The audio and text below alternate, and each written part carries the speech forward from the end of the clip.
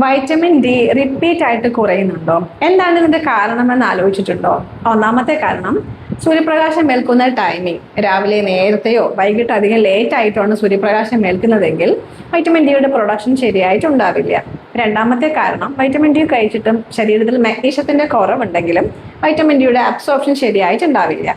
മൂന്നാമത്തെ കാരണം gut health, നമ്മുടെ ഗട്ടിന് എന്തെങ്കിലും ഇഷ്യൂ ഉണ്ടെങ്കിൽ, അതുപോലെ ലിവറിന് എന്തെങ്കിലും ഇഷ്യൂ ഉണ്ടെങ്കിലും വൈറ്റമിൻ ഡിയുടെ അബ്സോർപ്ഷൻ ശരിയായിട്ട് ഉണ്ടാവില്ല.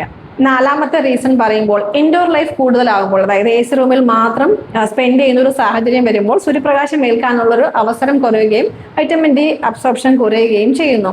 അഞ്ചാമത്തെ റീസൺ പറയുമ്പോൾ സൺസ്ക്രീൻ ഓവറായിട്ട് യൂസ് ചെയ്യുമ്പോൾ UV റേസ് ബ്ലോക്ക് ആവുകയും വൈറ്റമിൻ ഡി അബ്സോർപ്ഷൻ ഉണ്ടാവുകയും ചെയ്യുന്നില്ല. ആറാമത്തെ റീസൺ വൈറ്റമിൻ ഡി ഒരു ഫാറ്റ് സോല്യൂബിൾ വിറ്റമിൻ ആണ്, അതായത് ബോഡി ഫാറ്റിൽ ഡിസോൾവ് ആയി സ്റ്റോർ ആകുന്ന ഒരു വിറ്റമിൻ.